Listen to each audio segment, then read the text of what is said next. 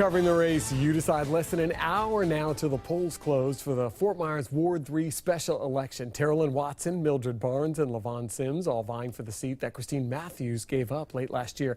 85 people coming out to cast a ballot in that special election. It's costing taxpayers $20,000. That breaks down to about $256 per vote. So is that worth it? Four New Corners Warren Wright live at one of the voting locations where one election official is pushing for some change she says is going to save you money. Warren? A large majority of the voters have made it perfectly clear they prefer to vote by mail using absentee ballots. But with early voting polls keeping them open for multiple days, some people are asking the question, is this really a smart way to spend your tax dollars? People are barely trickling into the polls. Voters clearly have a preference. The trend is nearly 2/3 of voters vote by mail. We're seeing a definite increase. People are finding that it's easier.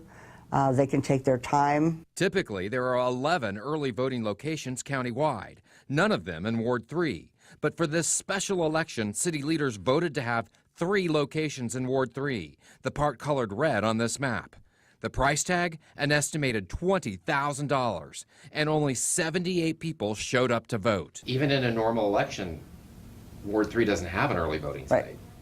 Correct. So does this make sense? I got chastised for saying that. I thought it was silly. Silly or not, when you break it down, it's $256 per vote. But Harrington is pushing for a bill being considered in Tallahassee, giving municipalities the option to do the entire election by mail. She's lobbying the legislature to adopt the bill because she thinks it will do more than cut down costs. I think they'd get a much better turnout if that ballot was sitting right in front of somebody and all they had to do is fill it out and put it right back in the mail. Depending on the turnout, if there isn't a winner with 50% plus 1 vote, the city would have another special election in May.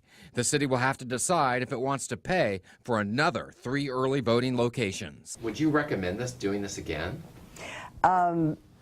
I didn't recommend it at the start. I thought 1 early voting site would have been sufficient.